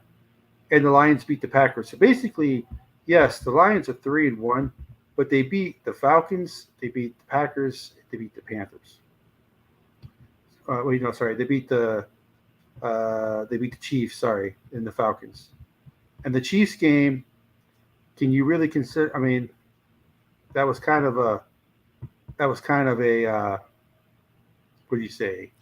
Not a full squad for the Chiefs, I guess you could say. And it was the first game of the year, so and that was a game. I mean, the Lions tried to give that game away. Let's be honest. They tried to give that one away. So do I think this team's got enough to finish the division strong? No. It's the Lions. Yeah. So they beat the Panthers by 9. We beat the Panthers by 8. So and then they beat this is set up where they got the preseason and regular season together. So they beat the Chiefs by 1. They lost to the Seahawks, and they beat the Falcons and Packers. So basically, they've played 2 good teams. One of the good teams was not fully healthy. I know in the NFL injuries happen, but those are two pretty big guys that were out for the Chiefs. The Seahawks outplayed them in that whole game. I don't know why it went to overtime, but it did. But the Seahawks outplayed them that whole game. Well, actually, with the Chiefs game, Kelsey was hurt. Chris Jones was holding out. Right. But they were still without their top 2 of their top 3 players. They were still without their top guys. Yeah. And then the Falcons, see, this is why if the Vikings lose to the Bears and they lose to the Chiefs, and let's say the Falcons win Sunday, that'll put the Falcons at 2. That'll put the Falcons at 2-3, which means they still have a chance. That would be the perfect time, and I think Cousins will do his no trade clause for the Falcons because that's where his family is from. So that's how bad the Falcons are. He's not going anywhere. So Cousins. Just kick that out of your mind. Cousins is not going anywhere. So then the Lions play the Panthers. They play them at home. So would you count that as a loss? Count that as a win for the Lions? Maybe. They're playing the Panthers? Yes. They'll probably win that one. Okay, and then they play at Tampa. They're losing that one. And then they play at Baltimore. They're definitely losing that one. And then they play the Raiders. Who knows what Raider team? You don't know what Raider team you're going to get. Right. And then they play the Chargers. Where? Okay. It's at 3:05, so I'm assuming it's in Los Angeles. It's at Chargers. You know what? They could. But the Chargers they don't have a home crowd. Doesn't matter. They got a better team. Yeah. And then they play the Bears. They'll probably win that one. And they play the Bears and Packers back to back. They're going to lose one of those. And then they play the Saints. And the Where? Saints could have Carr. That's in New Orleans. And the Saints could have Carr back. Then they're a different team when he's playing. Right. And then they play the Bears again. And then they play the Broncos. Then they play us. Then they play the Cowboys. And then they play us again. Oh, they ain't beating the Cowboys. Because it's in Dallas. Yeah, they ain't beating the Cowboys. So they could. I see 10-7, 9-8 for them. I do too. It all depends on what happens in the next couple of weeks, but yeah, right. There's definitely teams on there they're not going to beat. And it depends also on which Jared Goff shows up. I mean, he's not. He has his moments where he's not that great of a quarterback. The offensive line's playing well and protect him, and everything is perfect. He's a good quarterback, but when things start to go south, he's not a good quarterback. No, which is what happened with the Rams. The year he took them to the Super Bowl, offensive line was perfect. The next couple of years, it was not, and he was not a very good quarterback. Right. Granted, I understand not every quarterback is like Patrick Mahomes. Even Patrick Mahomes struggles with an offensive line. We saw that in the Super Bowl. But he's so mobile. Yeah, he's different. He's different. He's just he's the best quarterback. He's the best player in the league for a reason. There's a mobile quarterback, there's a scrambling quarterback, and then there's Patrick Mahomes. Yeah, which scares the hell out of me on Sunday. I don't see the Vikings are. If they had any other quarterback, I wouldn't be as worried. But then again, he has never beaten Minnesota. He's never played him. But he's never beaten him. he's never played him, so he can't beat him if you never play him. But we did lose to Taz Henne when he started for him the game that he missed. Yeah, we lost on I think that was the last second field goal. Yeah. So right now I think the Lions I until the Lions can honestly stop being the Lions, we cannot say that the Lions are going to be the team to beat in a division for years to come. This year, No. they have to prove it. No, even if they're 11-6 this year, there's no guarantee they're even going to be close next year. It's the Lions. And they're going to have a good 2 or 3 years. See, like where we talked about on the history of the Vikings, where they've never had multiple losing seasons, like their first 3 years of their franchises, when it was the only time they've ever had 3 losing record in their history of the sport. The Lions are the opposite. Oh, the Lions have only had multiple winning seasons 3 years in a row, I think, once or twice. So the Lions are the opposite of the Vikings when it comes to winning. When the Lions are bad, they're bad. And pretty much since the Vikings have been in the league, the Lions have pretty much been one of the worst teams in the league. Mm-hmm. The Lions do have championships, but there was only like maybe 8 or 9 teams at the time they won the championship. Yeah, they won it. They won it in the 50s, and I think there were 12. Yeah, 12 teams. So since the Vikings have been in the NFL, the Lions have been pretty much one. Other than Tampa Bay, I think the Lions have the worst win percentage in the NFL since the Vikings have been in the NFL since 61. Just the Vikings alone, haven't the Vikings beat them like 70 some odd times? It's what is the all-time series record? It's not very good for the Lions. No. We've beaten them like 73, 74 times. Yeah, it is. I think the Lions have only beat us the Vikings lead the all-time series 80-41 to 2 ties. So that basically means that it's a 2-to-1 ratio. Yeah, pretty much. So the longest win streak was 13 years in a row from 68 to 74. Yeah, I remember when the Lions snapped it at Met Stadium in '74. Yeah, and so it's pretty bad, the Lions' history against Minnesota. Yeah. So that's why we don't ever consider. So in the 60s, it looks like. In the 60s, the Lions were 9-7-2 against the Vikings. The 70s, the Vikings were 17-3. In the 80s, the Vikings were 13-6. In the 90s, they tied 10-10. 18-2 in the 2000s, 11-9 in 2010s, and the 2020s, it's 4-2 so far. 4-2 so far. So basically, to only lose to the Lions twice from 2000 to 2009, that shows you right there all you need to know about the Lions. Yeah, they're the Lions. They're not going to be. They're not going to be that good. Yeah, and the reason they were split in the 90s is because that's when the Lions were actually good. They had those 2 really good years in 91 and 93. They also had Barry Sanders. So, yeah. Yeah, Barry Sanders kept them in every game. Yeah. So that was, and they had the receivers too. They had the run and shoot. They had Vinny Blades, Brian Blades as receiver, Herman Moore. So they won with Scott Mitchell. That should tell you how their offense was. And he was god awful. Yeah. Well, he had that one good year with Miami. Then he got a contract out of it. Yeah. Then he signed with the Lions for that contract. And then he had one good year with the Lions, and that was it. And here's the funny thing about that: Danny Green wanted Scott Mitchell. I'm so glad they didn't get him. And the Lions outbid him. That's why we ended up with Warren Moon.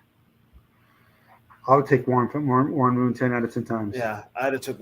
It's hard unless it's Steve Young. It's hard to build a team around a left-handed quarterback because Scott Mitchell was lefty. Yeah, he was a lefty. Mitchell was just not good. Yeah, he just was not good. He was a tall, big linebacker. Well, look at the Lions. The Lions' history of quarterbacks there really is no team in the NFC North other than the Packers. But before they got those 2 quarterbacks, their history of quarterbacks was not that great either.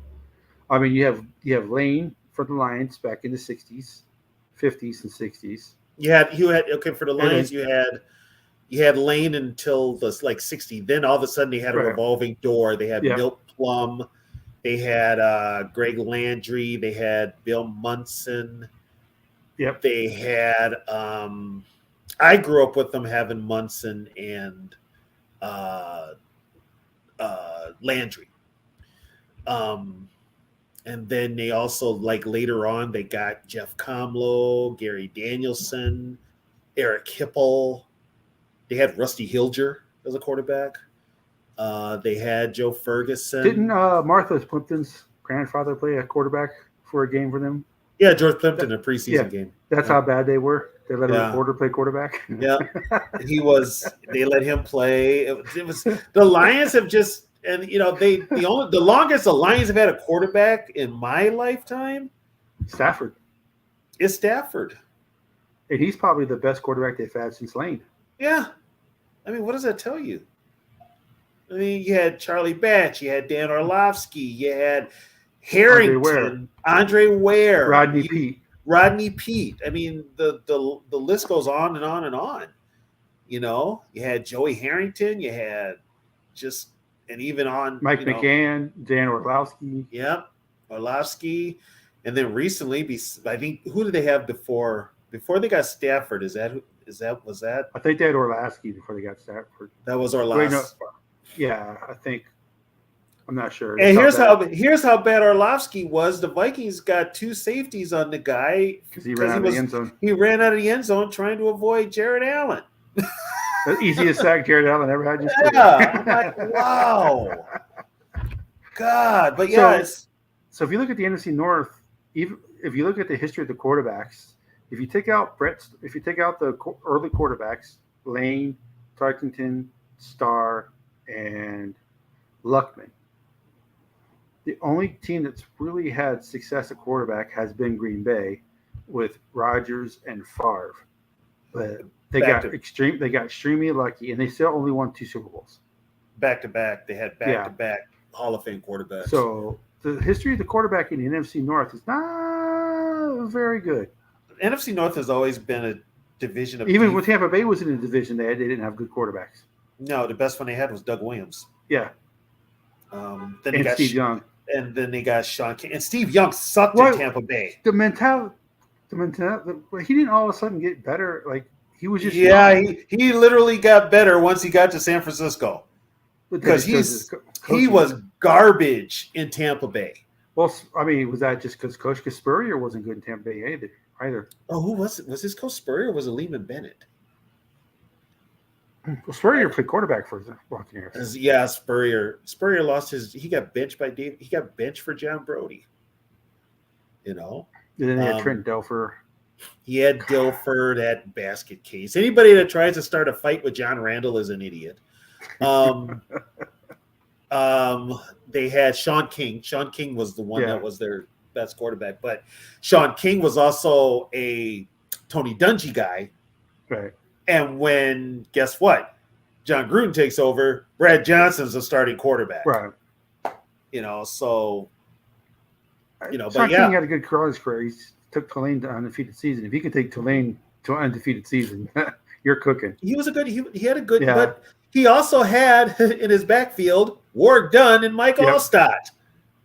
You know, it's like like I've said before, a good running game helps a young quarterback, helps any quarterback run the damn ball.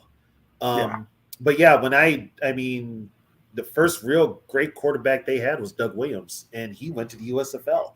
Yeah, for more money. Until they got Brady, of course. Until they got Brady, but they weren't in our division. Yeah. Then.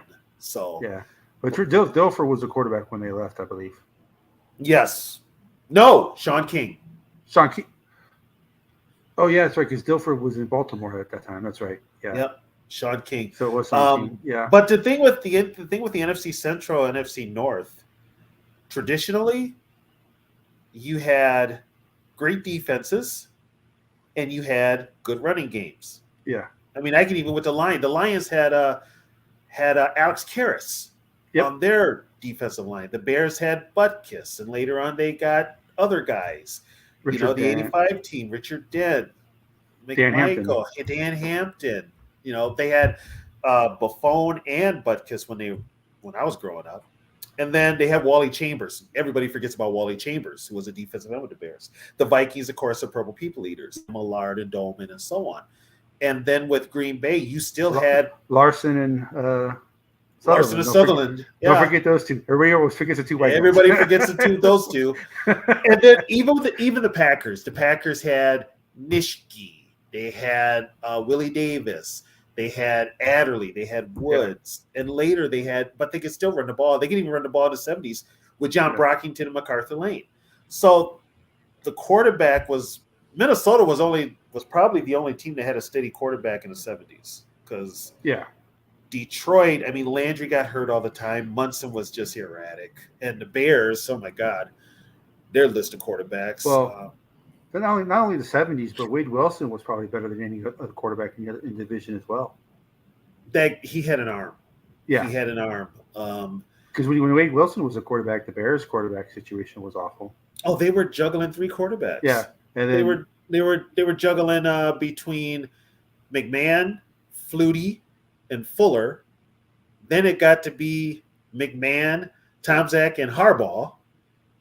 And it's like Ditka couldn't make up his mind. Ditka had some damn good teams, but he just could not settle on a quarterback. And the Lions had Pete, all them different guys at the same time. At Pete Gagliano, they had Moon. They had not Moon. Kramer. Eric Kramer. Andre Ware. Andre Ware. Then they got Scott Mitchell. Yep. So yeah, there's been a lot of turnover with all the other teams except Green Bay. Yeah. But before they got Favre, they had just as much turnover. They had more turnover than the rest of the teams combined. Yeah. They were right up there with the rest of us as far as quarterback play. So are we afraid of the Lions? Do we think the Lions are going to win the division this year? Right now, yeah. I still say the division is wide open, and anybody can win it. I don't think we will. Even if the Vikings did win the division, I don't want to see them in the playoffs. Not this team. Yeah. Although the defense will play better. Yeah. I'm worried. See, it's weird. Last year we were worried about the defense. This year it's the offense. I'm still worried about the defense. The defense. What I mean by I'm not worried about the defense is they're not gonna sit there and just let you. But do what you want. But we knew going in the defense was going to have issues. Yeah, we knew that. Yeah. We had no idea the offense was going to be as inept as it is this year. It's kind of like, okay. And all we heard was this is Favre. This all we heard all off season was this is Cousins' only first time in his career with the same offensive coordinator 2 years in a row, and look how well he played last year. So what the hell is going on? Same offensive coordinator, the same bullshit. It's like you've got one. It's like you got one thing. They've got one scenario. He's got the same offensive coordinator. He'll be fine. Okay, so who is this on? Is it on Cousins or is it on KOC? I think it's probably got a little bit more on Cousins, don't you think? I mean KOC, because Cousins. We all heard Cousins. I just work here. I just do what I'm told. Yeah, he proved that. Yeah. And he proved that on that stupid ass not spiking the ball play. Yeah. Yeah. Oh, Commander scored. Yeah, but they didn't get the 2-point conversion. So they're down by 10. What do you think about this? Well, I'm glad Bob is pretty positive. I'm not. Have you seen the 49ers this year, Bob? Yeah. Yeah, have you seen them? CMC has not got hurt yet this year. Oh, God, yeah. Bobby Douglas. Okay. Bobby Douglas. You talk about somebody who was not used right. You talk about a running court. He should have been playing running back because he was a terrible quarterback. He was also left-handed. They should have done the RPO before the RPO was popular. Right. If Bobby Douglas came out today, he'd be a number 1 pick. Yeah. Well, he gained 968 yards rushing in 72. Yeah. He couldn't throw worth a damn. I remember him just getting beat up by the Purple People Eaters. Yeah. I remember because they were fast enough to catch him. Right. They would beat the hell out of him. But he gained over 900 yards running the ball in 72. He was the quarterback calling for 2 years, right? For them. No, he was a quarterback for more than that. He was on that team for like 4 or 5 years. But no, but he was a starter for only 2 years, right? Started for like 3. I remember him not being the starter for very long. Like I said, it's a little bit before my time, so I'm not exactly sure. He was a starter. He was a starter in 72 and 73. I'm trying to think he was a starter in 74 also. Okay. But injuries started to play a part, and then I believe they drafted Bob Avellini. how'd that work out for him? Oh, Bob Avellini and Gary Huff. As I remember Huff. I remember Huff a little bit. They were quarterbacks for the Bears and didn't work. Oh God, next Thursday night game is going to be awful. Who is it? Chiefs and Broncos. God, the Broncos are so bad. Oh, Chiefs and Broncos. So who will we see more? Will we see Taylor Swift more? Or will we see Sierra more? Even the Chiefs players are like, come on, NFL. You're being a little ridiculous with this Taylor Swift. They are being ridiculous with it. They are. Even the Chiefs players are like, it's not about the game anymore. No, it's not. Oh, yeah. This is what I want to tell everybody in chat and you especially. Okay. I mentioned it before. The trial, John Gruden's having a trial coming up. Okay. Pay close attention to it because there's a lot of stuff in those letters I think they're going to let out. And a lot of it's got to do with the whole entertainment thing. It's all about Goodell and how Goodell doesn't want football. He wants entertainment. And the people that are running the NFL don't want football. They want entertainment, which explains the product we're getting nowadays. With the whole quarterbacks and not getting hit and all that type of stuff. Oh, everything. But the owners are making more. The owners are making money. That's why they keep voting for Goodell. That's why they keep Goodell in. But guess what? If those letters come out, all hell's going to break loose. Those letters are pretty damning to a lot of owners. Maybe we can have a show just about the trial. Oh my God, it's gonna be worth watching, paying close attention to. I will be. Gruden's got a case. What do you mean by that? Romo's married, Bob. Yeah, Romo's married. You've seen his wife in those like Skechers commercials he does? His wife is pretty good looking. So yeah. But unless you're talking about he's gonna like froth at the mouth of complimenting her, then I can see that. Yeah. I won't know because I have the game on mute whenever Romo's on TV. I actually got tonight's game on mute. It's bad. I understand they're doing the show. They're doing the game Friday, and we don't do good when Romo does their games. I think we've lost every game that he's done. Well, you got to remember Romo's bad juju, and he hasn't been the same since we beat his ass in the playoffs. So he hates us. He hates I remember us. that goes back to the story of the playoffs when we kicked Dallas's ass, and we were celebrating. Like remember we ran that play and they couldn't stop the run. We scored it. We kept scoring on them. And the Cowboys got mad because we just kept. Oh, yeah, Keith Brooking. Keith Brooking was like, oh, I said, I'm like, motherfucker, I remember you going to every corner of the Metrodome and doing the fucking dirty bird when you guys beat us in the championship. Yeah. So shut the fuck up, you piece of shit. Yeah, it's like if you don't. I'm sorry, I never get aggravated. I never get cussed, but that fucking set me off. And like I tell people, if you stop them if you don't want us to score. Yeah, if you don't want anybody to score it and play some damn defense to stop them. I mean, I've played semi-pro games. I've lost 70 some odd to nothing. Yeah, and I didn't bitch. Yeah, it just comes with it. I'm sorry, I don't get fired up much, but yeah, that really set a nerve with me. As someone who used to play, that really set a nerve. That really set. If you don't, scoring, you know, right. And that's the whole thing. It's like the reason it was so sweet, that victory was so sweet, was because it was the Cowboys. Yes. It was Jerry Jones. It was America's friggin' team. Yes. And America seen you get your ass beat. Yep. That was the best thing about it. Yeah. The best thing about it. And so God, he is so bad. I'm sorry, he is so bad. Who's that? Romo? Fields. Oh, yeah. At throwing the ball, he is so bad. Oh, don't tell me what happens next, because you're ahead of me. Look how bad that pass is. Okay, it's coming up now. It's 3rd and 2. He shouldn't be throwing. You should be running it. And then he throws it like that. Oh my gosh. He had him open if you throw it in the right spot.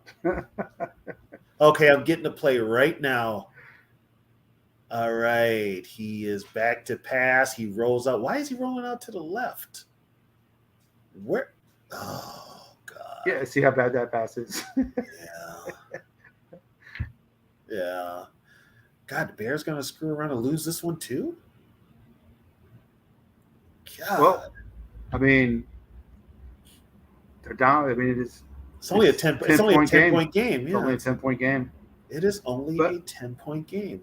So I don't want to fall into the trap of being a Viking fan and saying this team is going to win the division. But even if they win the division, they're probably going to be one and done in the playoffs.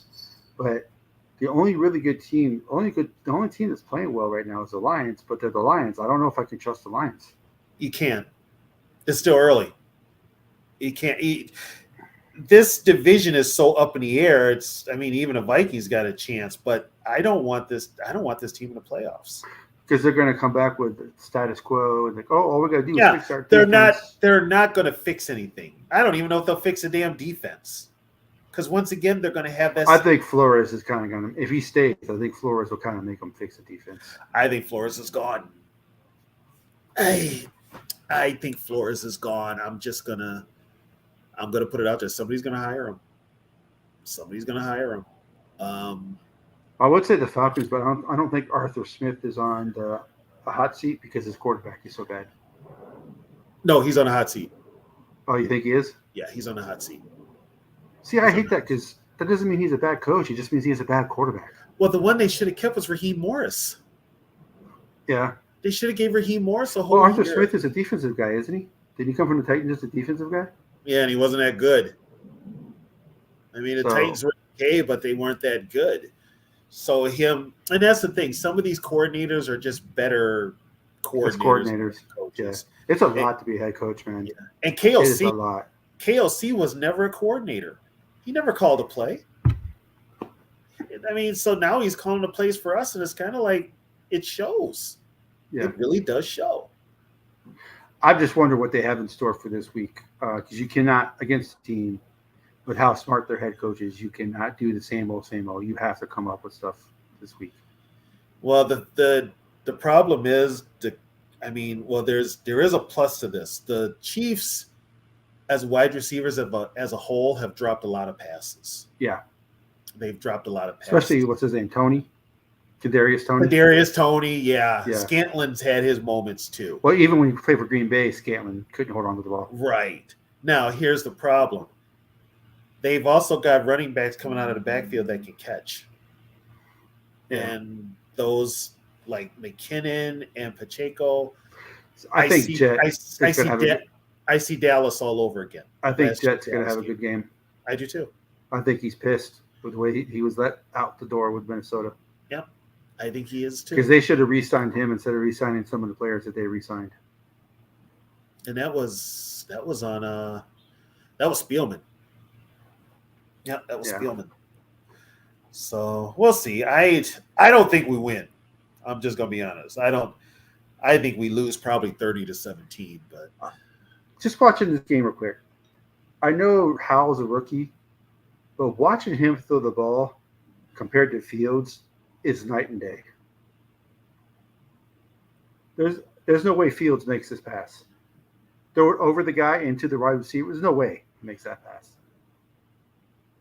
Yeah, well, Howell's had his moments too, but right, but still. But see, here's the thing with Howell. He's a gamer. Howell has probably actually had to throw the ball as a quarterback, whereas Fields has been able to use his feet his whole life. And usually when you can use your feet, using your arm is like secondary because you're going to use your feet first. Yeah. But but Howell's had his moments tonight where he's looked really. Yeah. So the Commanders are down by 20, but down by 10, sorry. They were way, way, way, way down by the Bears. I think it was 27-3 at halftime. Bears had this one in control. Yep, I think it was 27-3 at halftime. Yeah. So it is now 30-20. The Washington's already in field goal range. So Yeah,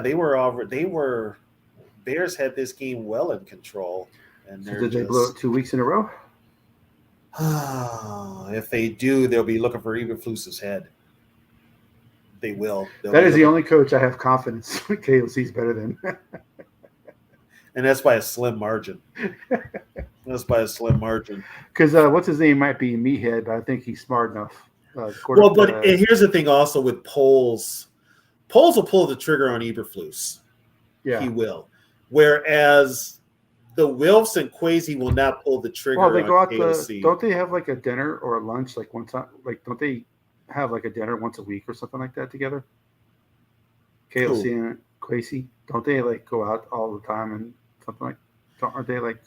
Oh, like dinner buddies? Yeah. I'm not sure. It wouldn't surprise me because it's really Kwesi and KOC on one side and Mark Wolf and Andrew Miller on the other. No, T-Bass. No. So, I do not want the Bears to be good. No. No. And that would be where he'd go with our yes, because they have a defense, or something happens to Rodriguez in Washington with that defense. Oh, to Rivera? Yeah, Rivera. Yeah, I think Rivera's gone. If they don't have a good season, I think he's gone. I think with Rivera's gone. The whole stink he did about they probably want a new direction because Rivera was hired by Snyder. Right. So they have a new GM, new ownership. They may want to move their own. They may want to, But no, I do not. I do not want Flores to go to the Bears. If Flores gets a head coaching job, please be out of the division. It will. I think the only. Hey, maybe Belichick retires and he goes to the Patriots. Oh, and you know who wants that Patriots job is Josh McDaniels. I still wish they were called the Redskins. They should have never changed it. I have a couple of Native American friends who agree with me on that. And you know what? I've got some that they changed it, and then some that are like, I wish they hadn't. It's kind of like, yeah. And here's what I tell people: it would not have been such a problem, but Daniel Snyder made it an issue. He made it an issue. So if you really want to blame somebody for this, Daniel Snyder, because as a PR move, just as a PR move solely, Daniel Snyder could have sat down like Harris just did with a committee of indigenous people, from tribes. He could have talked to them and smoothed it out and explained the history and explained that we're not being derogatory towards the ancestry or anything like that. He could have did that, but no, he was such a defiant dick that what it got to that point where all of a sudden when the sponsors started pulling out, guess what? You're screwed, buddy. Yeah, because there was a poll of Native Americans, and I think it was like 70% of them didn't want them to change the name. Right, and that's on Snyder losing their history from nicknames from sports teams. Right. Well, it goes back like the Cleveland Indians. They should have never. People didn't want them to change it. All these college teams changing. Well, okay. Changing their names. Are you old enough to remember the old Indians logo? Chief Wahoo. Yeah, that was. No. That's I understand them changing that. That was right. But the name itself was, Well, see, here's the thing, Bob. The Braves doesn't necessarily mean an Indian name. It could be anything. No, they use the Native American they use a tomahawk. Years ago they used the Native American with the mohawk. And they don't use that anymore. And they don't use that anymore. Yeah. But they used a tomahawk, which I always thought that Washington could have been called the Renegades and used a tomahawk, like the old Orlando Renegades in the USFL. Or all they had to do was switch the name to the Warriors, and they could have used the spear as their logo. Right. And here's the thing. This was the thing with the Redskins. They had the spear on their helmet for years. Yeah. And it's like the uniforms with the R were designed by Vince Lombardi. Right. He designed those. The Native American face on the helmet was designed by a Native American. That's actually a chief. Yeah. It's his silhouette, and that was designed by a Native American. That's what they Right. brought in the 72. Right. Just like the Blackhawks in hockey, Chief Blackhawk was designed Right. by Florida State Seminoles, also designed by the Seminole tribe. People don't know this, but when people started saying the Seminoles need to change their name, the Seminoles cannot do anything. They can't change they can't change their uniforms. They can't do anything without the permission of the Seminole tribe. Right.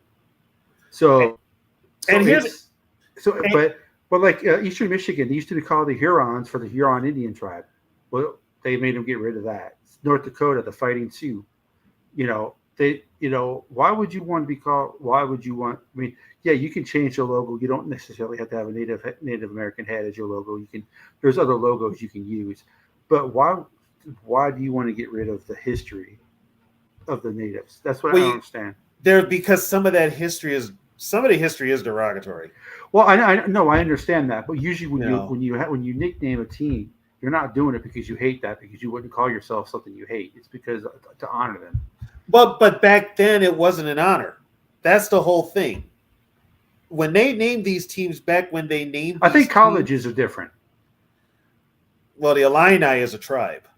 Illinois fighting Illini. Just like Eastern Illinois, Eastern Michigan was the Huron for the Huron tribe. Right. Yeah. There's such a political and social. Well, I'm trying not to get into the political. Right. there's such a political and social stigma attached to those names. Yeah. I'm as a white person, cannot tell another race how they should feel about something. Like, oh, you should be offended. I am not in a position for me to say anybody should be offended by anything. Because as another race, you can't tell another race that they should be offended by this, and that's what I feel a little bit of that going on right now. Just because you think it's offensive doesn't mean they are. It doesn't mean they have to think it is. But I think that's kind of what's going on right now. Okay, Bob, the Chiefs aren't changing their names, and neither are the Cowboys. No. And neither are the Vikings. Neither are the Vikings. So it's like I said before, the only reason they changed the damn name of the Redskins is because Daniel Snyder was an asshole. Yeah. That's the only reason. If he would have brought in a committee from all tribes. Right. If he had showed a little bit of concern, if he had been that guy to say, okay, we will sit down, we will talk about them, and we will hear their discretions, and we will talk about it. No, he was a defiant asshole. And he said, I'm not changing the name. Basically, he said, F him. Yeah. So when he did that, he started to lose sponsors. Well, guess what? Yeah. And Washington is trying to get a new stadium. Guess what happens? You're not going to get a new stadium with. You're not getting a new stadium with an owner like that. That's why they changed the name. They're probably going to get one now. No, and it's probably going to be where RFK Stadium is. Right, but here's the screwed up part. This is what everybody doesn't understand. Commanders is not a bad name. It's a cool name. Well, no, because when we lived in San Antonio, our AFF team was called the San Antonio Commanders. Yeah, Commanders is not a bad name. What makes this Washington team so hard to look at is these god-awful uniforms that they put no thought into. No. Okay? I think what happened was Daniel Snyder realized he was up against the clock, and he's like, okay, we got to change the name. Let's just throw together some uniforms and call it a day. He was thumbing his nose at the NFL and at everybody else. So, and then he was defiant again by not giving him a nickname, just calling him the Washington Football Team. And then, guess what? He was a total a-hole in the team meetings when he went up to that podium and told all the owners, I got dirt on you. I got dirt on all of you. And the one he singled out was Jerry Jones. Are you really that stupid? Are you really that stupid to point out the most powerful owner in all professional sports? To point out the old geezer who's running the whole damn league, and you're going to say you've got dirt on him? I'm sure everybody's got dirt on Jerry Jones. I'm sure all owners have dirt on all the other owners. All of the owners have dirt. I mean, and here's the thing. This is why I say you've got to watch the trial when it happens with John Gruden. The NFL went through great lengths, especially Roger Goodell, to cover up what was happening in that Washington organization. with the sexual harassments, with the stuff with the cheerleaders. There was so much racist BS going on with that team, and Goodell covered it up. Goodell covered every last one of it. But here's the kicker. None of the owners liked Snyder. Nobody likes Snyder. But they're covering for his ass. Why are they covering for him? Because the same shit they got on Snyder, excuse my language, the same stuff they got on Snyder is on all the other owners too. And protect the shield. And protect the shield. But guess what? Now in the discovery, if they allow the discovery part of that trial, which I'm sure they It all will, depends. It all depends on the judge. If the judge allows it to go in the public record, they're going to allow it. It's already been allowed. Discovery is there. So guess what? It's all coming out in that trial. It's all coming out. So Gruden's got a case. Gruden can win his case. He can win this case. I don't think they had the coolest uniforms in all of sports, but they are pretty cool. The Blackhawks? Yeah. No, they're just plain red and black. Yeah. Squaws is a slang for a female Native American, for a woman. No, you don't use squaws. Wow. Hell, just call them the Washington dumbasses, if that's the case, because half the people in D.C. are dumbasses. I mean the politicians. They could actually call themselves the Washington Warriors, and they could still use all their old. They couldn't use Warriors because I guess Golden State has the trademark of Warriors for pro teams. Oh, really? Yeah. I hate when teams do that. Yeah. It's all about marketing. That's what I mean. Nowadays, it's not about the sport anymore. It's all about marketing. And all they got to do is slap that name or logo on a product and they get money. Well, I know college football teams do the same thing because when I went to down in high school down in Florida, there's a team in Palm Beach Gardens. They're called Palm Beach Gardens High School, and they're the Palm Beach Gardens Gators, and their colors are the exact same color as the Florida Gators. And they used to have the cursive Gators on their helmet. Right. The University of Florida sent them a cease and desist letter. Yeah, that's what happened. I'm like, come on, man. Yeah, it's a high school team. Oh, it's so bad. It's now. ridiculous, man. It is so bad. There was a time here a few years ago where they had a haggling about building a stadium for a high school team. That would not happen here in Texas. They'd be like, how much God. you need for the stadium? Okay. Some of the stadiums here, literally, the high school that's right by me, they're Alamo Heights. Now, it's an upper middle class neighborhood, so their stadium is kind of nice. But there's a college called Trinity University. It's in the same area. Oh, I know where Trinity is. Alamo Heights Stadium, the high school stadium, is better than Trinity's. Wow, the DC Thundercats. Yeah, that's where I live. So you know where Incarnate Word is? Huh? You know where Incarnate Word's at? The University of Incarnate Word? I think so, yeah. I live like 5 minutes from Incarnate Word. Oh, okay. Okay. So that's the part of San Antonio I live in. Okay. But yeah, it's Incarnate Word's pretty good, man. They went to the championship in FCS. They got that really good quarterback.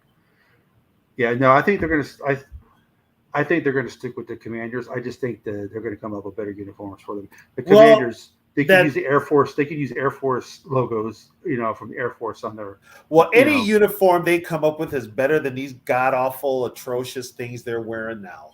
I mean, because kind of the nameplate on the back of the black jerseys kind of looks military. That's what we're going for. That's what we're going for. But they just did the bad. The W is a. You've got to incorporate the team history in it somehow. Like, did you ever see the San Antonio Commanders logo? Oh God, it's been so long. It was but their colors sucked. They were maroon and orange, but their logo was a cutlass. Oh yeah. Because the Commanders, like in the Civil War and all those, yep. the Commanders in the military, they all use cutlasses. Yep. So their logo was a cutlass. So. Is it? And then they had the Alamo on the back of their helmets. Oh, okay. So that's how you do a commander uniform. Right. Well, and like I said, Snyder did this just spur of the moment. Like he was hurt. Like he was like he had 2 years to design uniforms and come up with a name. Yeah, and they waited until 6 months before. And you can't do a better job of the uniforms. He was being a jerk. He was basically calling the NFL's bluff, and they weren't going to bolt. They weren't going to back away off of it. And he just because he was being a defiant a-hole. That was a prayer, a chuck and a prayer. He was being a defiant a-hole. So glad he's gone, the jerk.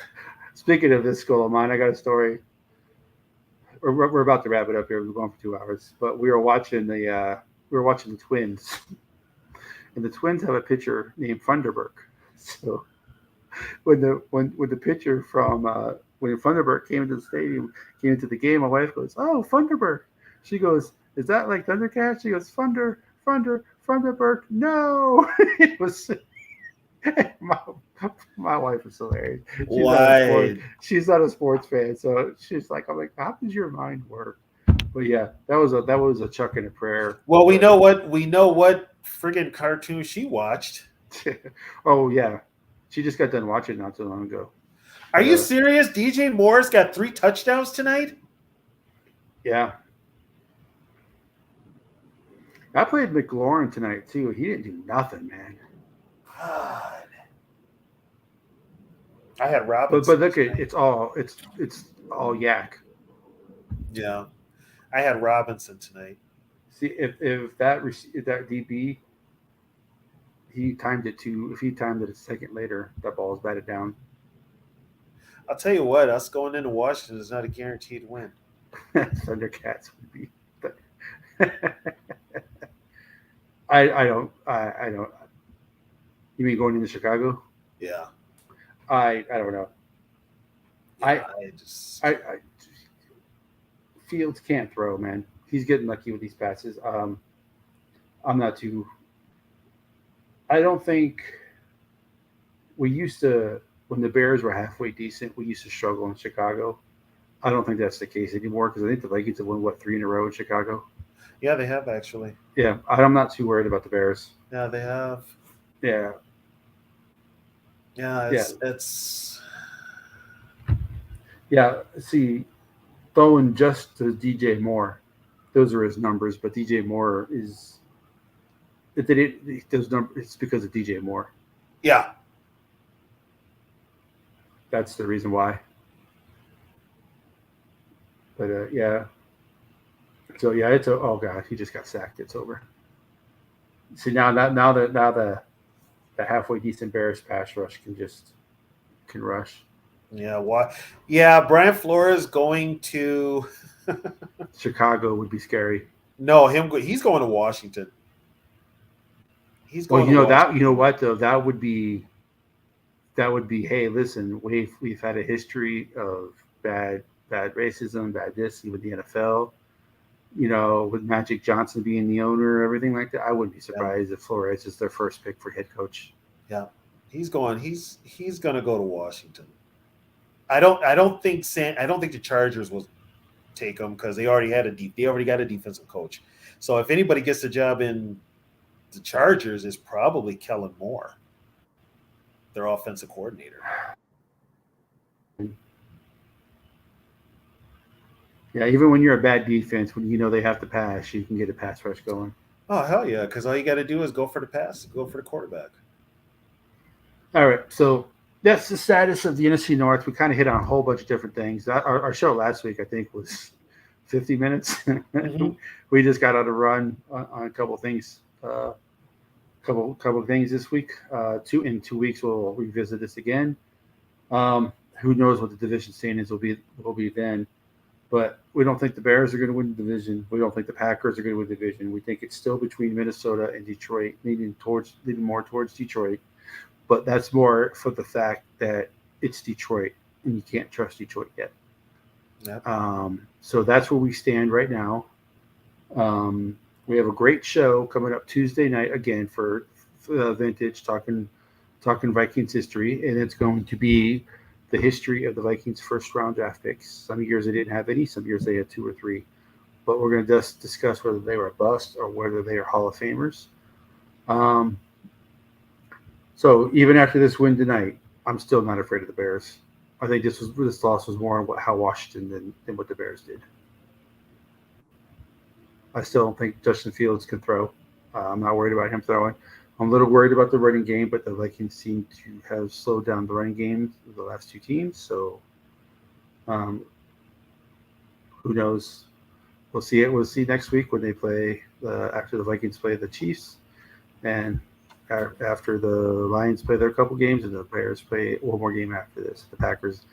I don't think the Packers are going to win again until next week's show. Any final thoughts? No, we still got a lot of football left. As far as I'm concerned, the division is still up for grabs. I mean, stranger things have happened. But right now, the front runners are Detroit for sure. And I'm on the outside looking in as Minnesota. But Minnesota's got to fix a lot of things to get on a run. Yep. And like I said, do I really? Every team has flaws in this division. Yeah, some have major flaws. But, it's 1 week at a time. That's all I can say. Yep. I know you're scared. Yeah, I do too. If I were you. I know you're scared.